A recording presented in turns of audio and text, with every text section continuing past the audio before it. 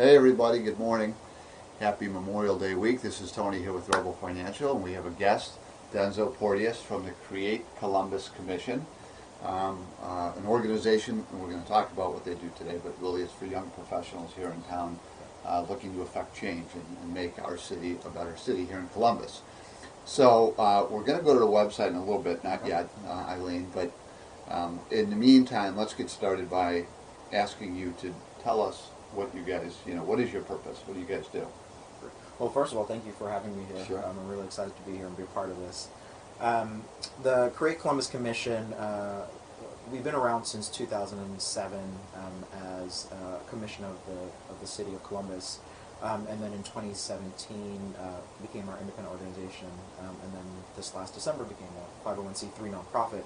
Our focus as the Create Columbus Commission is working to empower young professionals to co-create the city.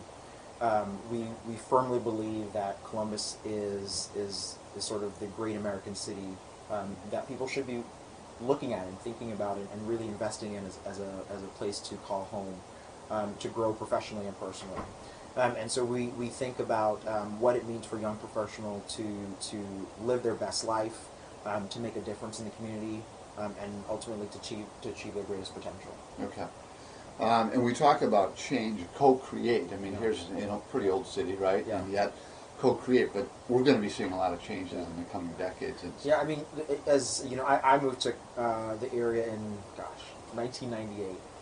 Columbus is not what it was in 1998, and I think even as a city that had been well established, and Columbus was doing great things back then, I think we understand that the way that our community and our world is changing so rapidly that we had to still continue to change and evolve as a city, and Columbus is doing a lot of that and doing it well and intentionally. I think we're thinking about how we tap all of the different communities that make our city so great, and bringing them together to create the great American city. Right. And so that's what we're about, right? Is how do we pull in young professionals into the conversation and dialogue about how we continue to make Columbus the great American city. Okay.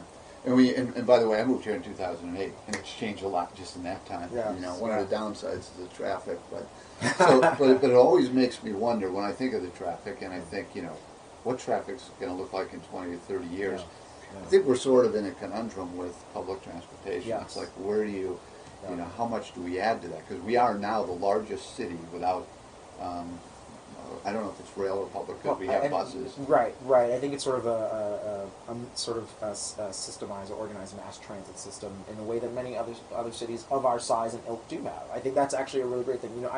I've been in Columbus or Ohio now for my second time since 2012.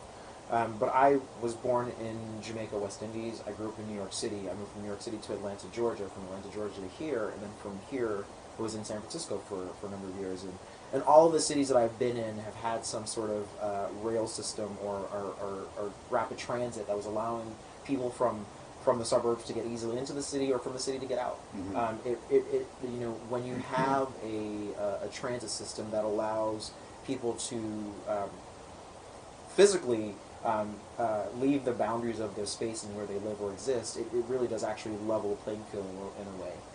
Right. It allows folks who can't afford to live in the city core to maybe live in the suburbs and commute into the city, or to live in some other areas that may not have the resources. So it's really essential, I think, for us to, at least in Columbus, and if you're going there, but I think in Columbus it's essential for us to look at that. The Create Columbus Commission actually, a couple of years ago, that was one of our focus areas, was looking at transportation and transit in Columbus and how we could be a part of the change that we think is essential to make the city better, not just for our young professionals, but I think ultimately for everyone. I mean, I would love nothing more than to not own a car. Yeah, actually. And like you said, there are people who, an automobile is a large part of their budget, and so to be able to get rid of that and to be able to get around better would be amazing. Yeah. Right? I mean, you think about it. Some folks, a car payment. If you're lucky, if you can put down something or whatever it is, you might have $100 at the low end. If you're lucky, that's But I mean, some folks are spending $500, $600 on a car note, and their rent is maybe just 2 times that, or whatever. Yeah. And I think that's a challenge. But if you think about being able to not have to have car payment, that puts a lot of people in a new space. That students who had college debt, right now they can only focus on paying college debt down and not have to worry about paying on a car payment. Single moms who are thinking, wow, I've got to actually worry about getting to work and pay for all these things for my kids. Now you don't have to think about that. That's one less thing you can think about. And so that extra money goes into savings, that goes into food, that goes into supplies. That could go into saying I'm going to look at a new apartment in a different area of town because I have an extra $250, $300 that can raise me up into a new income level. Right. That's pretty astounding. Well, and from our point of view, I'll add retirement planning too. Right? And retirement planning. A lot of people start too late for that. Well, so there are people who spend way too much money on a car, but that's a separate. That's not smart budgeting, budgeting. right? Yeah. Right, Well, right. it's So, you guys have grown a lot. I mean, as you told me. I mean, what's your size right now? Yeah. So right now we're about 43, and that includes 12 board members, so active board members, and then the rest would be members of the commission, so general membership. And that's grown from when we were part of the city, and at times we were upwards of 30. But I think we're excited to to add that depth of community members and engagement to the commission, and we hope that it will continue to grow.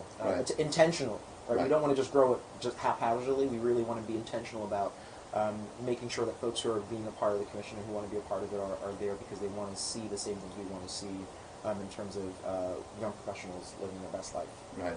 Well, and I think it's important because as people get older, they get more set in their ways, and we need, especially in this time of change, right? And every year we see more and more change, and so we need that influence from young professionals.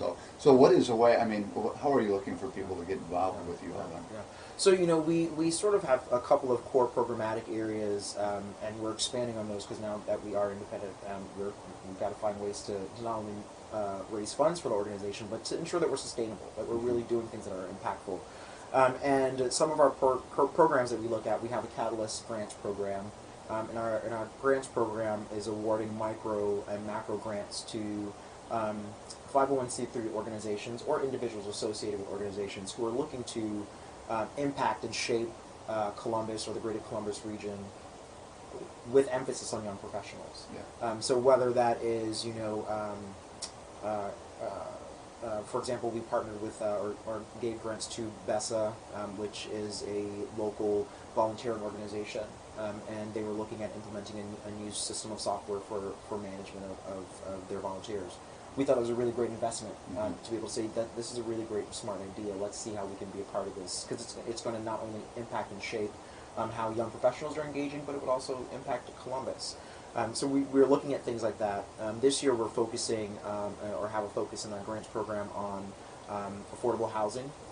We feel affordable housing is a really important aspect of young professional success, to be able to say I can afford where I live and not have to worry about the cost of that in relation to all the other sort of associated items like a car note. So I think that's something that we are focused on with our grants program. Additionally, we have what we call learning trips.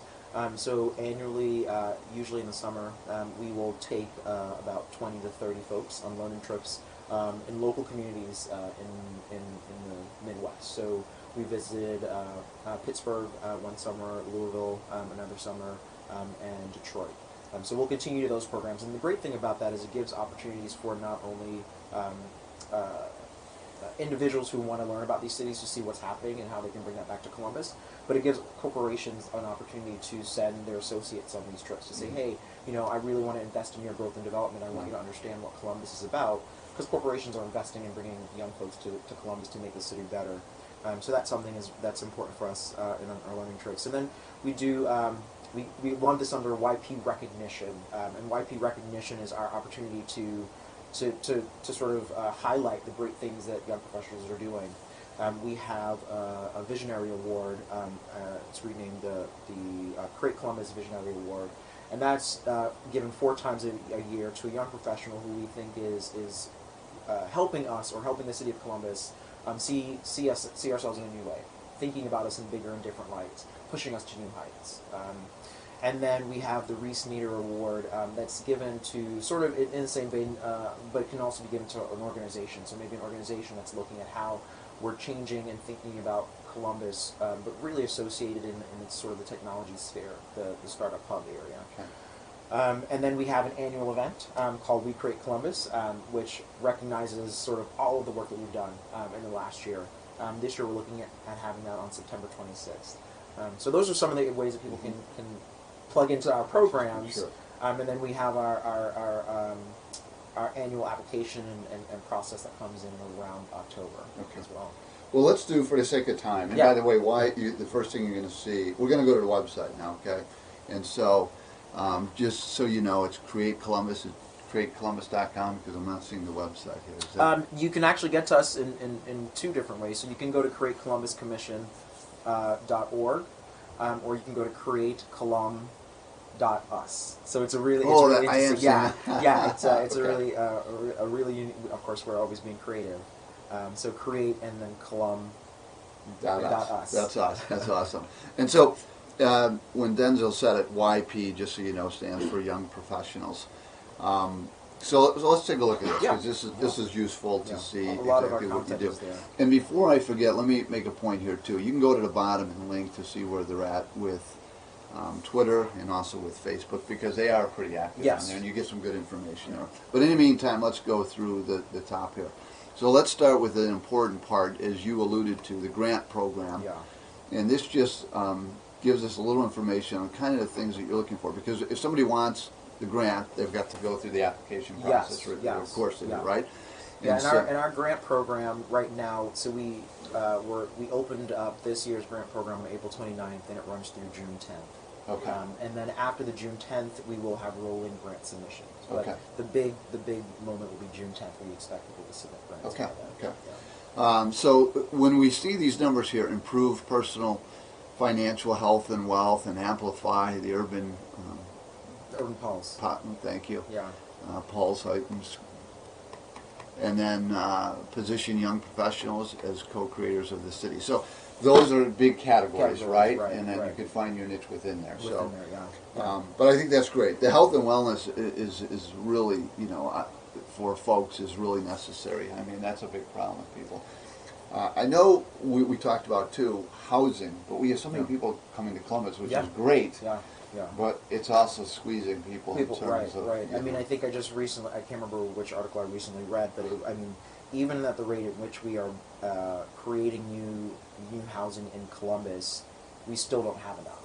Which is astounding to me to think that there's so much building going on, and they're still saying we don't have enough. And the rate at which the city is growing, you know, that just means we've got to build faster, I guess. But, yeah, it's amazing. But that squeezes people. Almost definitely, and it pushes people out depending on where we're looking. So. Yeah. So, and then you come here to a list of the commissioners as well. I mean, I would encourage people to, you know, if they have the opportunity to at least just look at that. I think that is something that astounds me each and every day. You know, I'm privileged to serve as the chair of the commission, but I think it's more of a privilege to be able to know that I can call on any of these people who are dynamic in their respective areas. You know, and I would say, you know, you sort of say at the top of their game, but at the top of their game for young professionals.